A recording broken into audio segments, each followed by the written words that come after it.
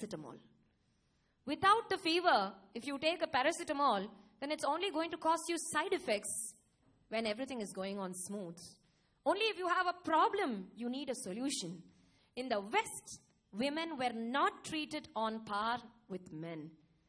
They were brutally abused, and until very recent years, they did not even have voting rights. I don't know if all of you know that or not. Voting rights.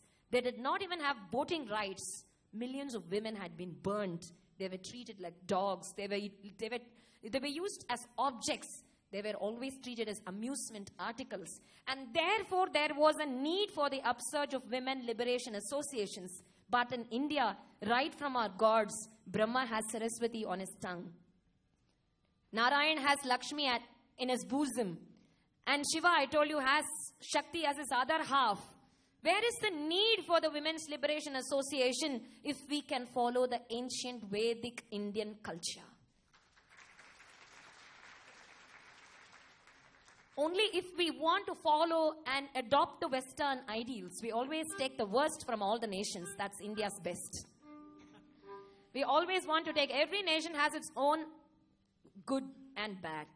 We always have that beautiful idea, concept of taking the worst from all the nations and present the worst of ourselves. When we have everything in ourselves, we don't know to glorify ourselves. That is the weakness of Indians. We have so much in us.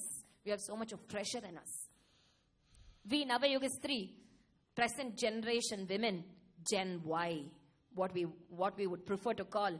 We just have our husbands' names after our names, like Vishaka Hari or Meenakshi Srinivasan or Vanita Siddhartha, whatever it is. We just have our husband's name after our name. But you know, our lords had their names after their wives' names. Gauri Shankar, Lakshmi Narayan, Sita Ram, Janaki Vallabh. That is the truth. Uma Maheshwar, you name him. Radha Krishnan. You name any god. They went a step further. They went a step ahead. They had so much of reverence for women. And we are trying to bring it down more and more and more. So the problem is not only with the other gender, it's with the women also. So it calls for a synthesis of both the gender to behave well so that they would respect us well. Real beauty lies in dignity and decorum and not in ridicule and derision. It is a present generation society which is treating women as just entertainment parts, where you see any ads, you see any soaps, any television serials, you just go through the newspapers or magazines or journals. Any woman would be just featured as an amusement article. And that is not beauty. Think it's beauty. Real beauty does not come from that. It comes from dignity, rights versus reverence. You always lock up gold in your bureau. You don't do that to stainless steel. That's why generally when women ask that they have not been given the equal rights vis-a-vis the men, I would tell them, you are gold, they are stainless steel. That is why you have less rights and they have more rights. Or whatever you respect more, you lock it up. You carefully preserve it. So there is no question of being ill-treated at all. The more you revere a person, the more you respect a person, the right comes down. No? That's what happens to you. And that's why we have taken up a few stories, a few inspirational stories of ancient, age-old stories maybe, but old is always gold. So inspirational stories of women who have brought about positive change throughout the world by their wisdom, by their will, by their courage, by their noble qualities. And their nobility has crossed all gender, all caste, all creed, and all nation. So we just start with one of the greatest inspirational stories. Shrimati Sharada Devi Sharada Devi Shrimati Sharada Devi Shrimati Shrimati Sharda देवी तस्य पत्नी पतिव्रता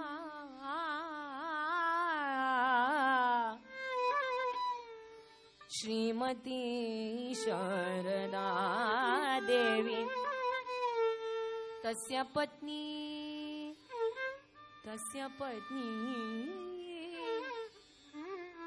पतिव्रताया स्वकीये पितृगे हेतुं जय रामपुरे अवसति जय रामपुरे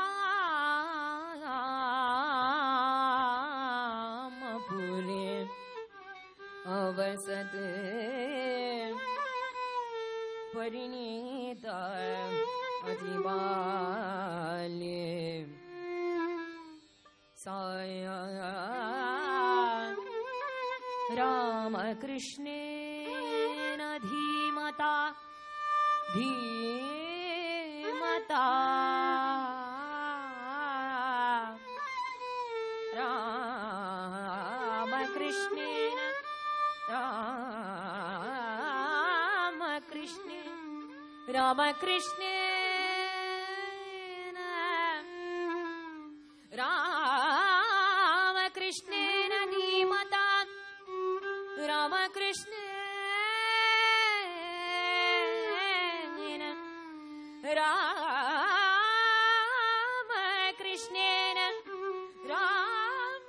रामकृष्णेन धीमता देव यौवनं प्राप्ताया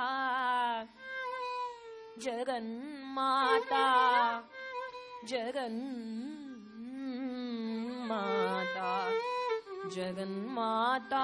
तु शारदा जगन्माता तु शारदा माता तु शारदा माता तु